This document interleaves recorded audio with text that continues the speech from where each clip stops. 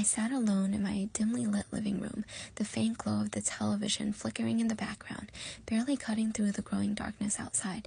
The night had been quiet until the sound pierced through the stillness. A soft rustling followed by a faint tapping. My heart raced.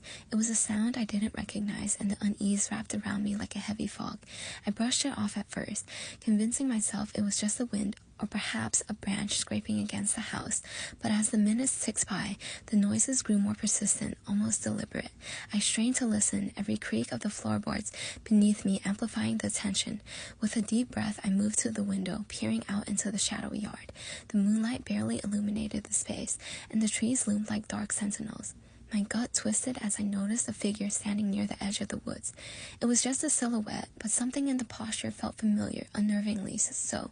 I turned away, trying to shake off the creeping dread, but the sound intensified. Footsteps crunching on gravel, a whisper that seemed to call my name. My pulse quickened, my mind raced back to childhood memories, fragmented and painful, of a man I had tried to forget. 25 years had passed since I last saw him. 25 years since he vanished from my life, leaving nothing but questions and scars. He shouldn't know where I lived. The tapping came again, louder this time, urgent. It was at the back door now. My heart thundered in my chest as I contemplated whether to call the police. I grabbed my phone, my fingers trembling, but a part of me felt paralyzed by fear. What if it was him? Suddenly, I heard my name whispered on the wind. It sent a chill racing down my spine. I felt the pull of curiosity against the tide of terror, urging me to see who stood outside. Against my better judgment, I approached the back door, my hand hovering over the doorknob. With a deep breath, I opened it a crack. The cool night air rushed in, bringing with it the scent of damp earth and something else, something metallic like blood. "Hello?" I called out, my voice wavering.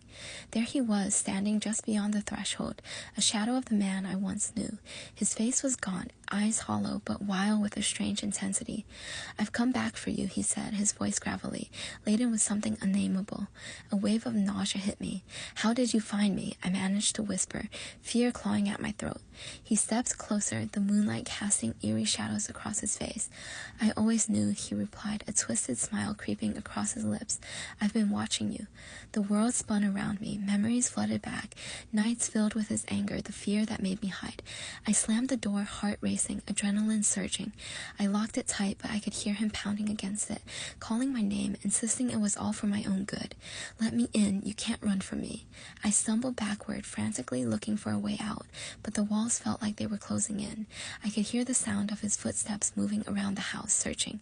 In that moment, I knew the truth. He was no longer the father I had lost, but something much darker. The horror of his return wrapped around me, and I realized that some doors, once open, could never truly be shut.